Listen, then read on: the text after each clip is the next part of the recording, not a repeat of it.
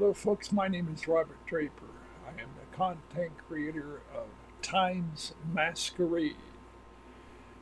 Why in the world would I call the channel a masquerade and associating that with time? Well, I'd love to do research. Do research.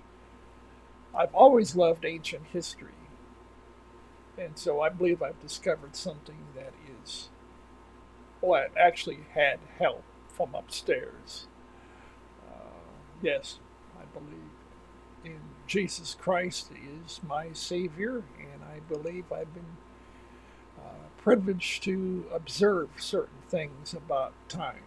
But I want to start with the current headline that is in the news and use that something like a game of pickup basketball, kind of play it a little bit and see how it's being used, see how if there is any inner motivations to create a certain direction using the word time. So here is a one of the current headlines. This is from Forbes magazine, and this relates directly to the thumbnail. Uh, the time economy is replacing the hustle economy. And as if you read this article, and you can copy and paste, take a screenshot, copy, paste it, it's actually a very, very interesting article. It actually addresses mostly the millennials who are reshaping their careers by using AI. And it is no longer good to say you're just busy, that you're important because you're busy, you got a lot of stuff going on. Now the word is efficient. How to get a lot more stuff done in the same amount of time, if not considerably shorter. And so that is a whole gist of the article. These mostly young people are discovering that this tool uh, may be a way where they can pole vault their careers in the future. But one of the things I have found interesting is that I believe they're using time something like wet clay. Uh, Clay is a very malleable material and it's been used for thousands of years to transmit information. That may sound ridiculous, but let me just show you. Uh, there was a civilization, one of the earliest, called the Sumerian civilization, that is the genesis of the words, of Chronos time. They created the basis or the structure of how we do time, 60 seconds and 60 minutes. That came directly from the Sumerians. It's called the sexagesimal system. And, you know, 60 minutes, there's a program, I grew up with that, and not me also have Time magazine, but the actual basis for chronological time is the Sumerians. Now, the reason I'm saying that wasn't the only thing they came up with, and they used wet clay or earth, dirt, if you will, well, clay, and they created something called cylinder seals or and clay tablets. So, anyway, they put another symbol on these clay tablets that is the image directly above my head.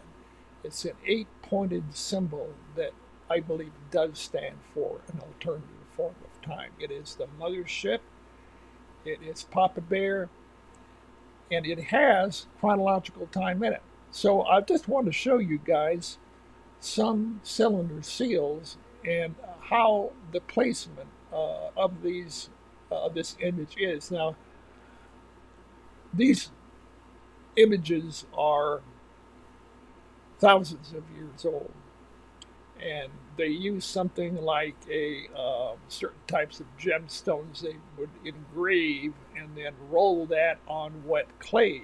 It's actually they're very creative because that is actually the same principle of the modern day printing presses. Anyway, look in the upper right hand corner.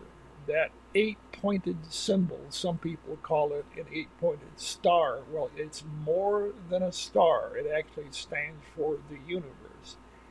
These characters were in touch with intelligences that had IQs that are off the charts. I'm talking about the Nephilim. They were in sync with and guided by, I believe, primarily by what we would call now the deep state. And I believe the deep state is the spirit world, the dark spirit world. But anyway, guys, there it is. That is on one cylinder seal. So I have a couple more. This is another one. Uh, Again, the images are what they are because of the age and because of the way they were produced. But with the crescent moon, it's showing you that this message is the night sky. We had, modern electricity came in when the late 1890s, but people are really out of touch with simply going outside and staring up. Well, that symbol, again, it's right in the center where these gods are congregating for whatever reason there, and it's also on the left hand side next to that dude's head.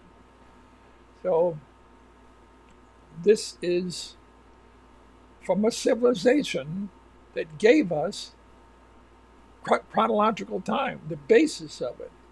And this symbol was valued much more than the 60 seconds and 60 minutes, although I can say that it was part of their world also.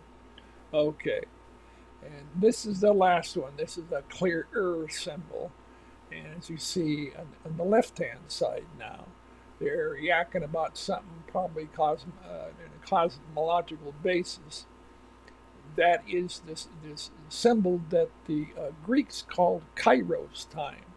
The Greeks were the classical Greek civilization and the Romans and the Babylonians and the Assyrians and it was all over the world, guys.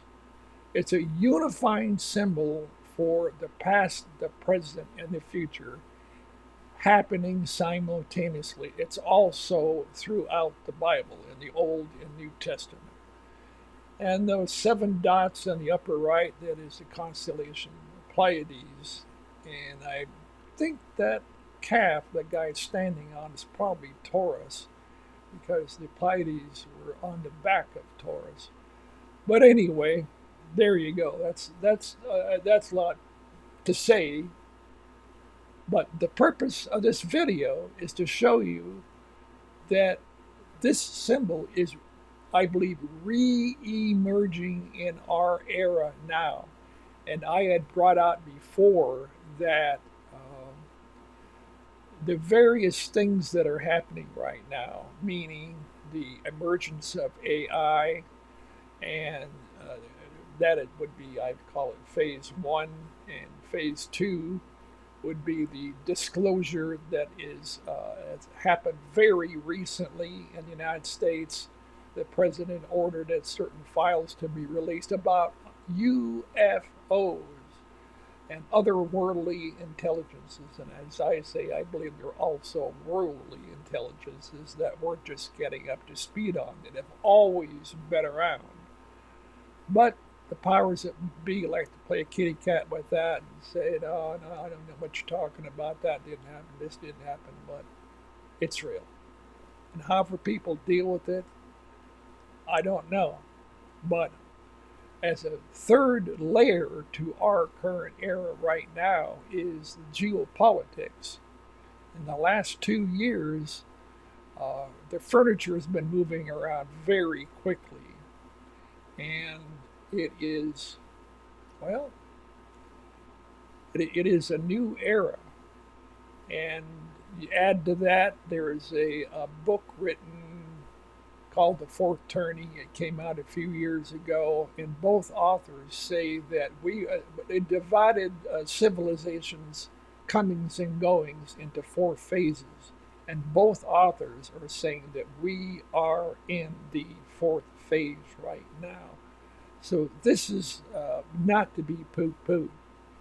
And what I'm trying to say after all that yak is that that symbol above my head is highly prophetic.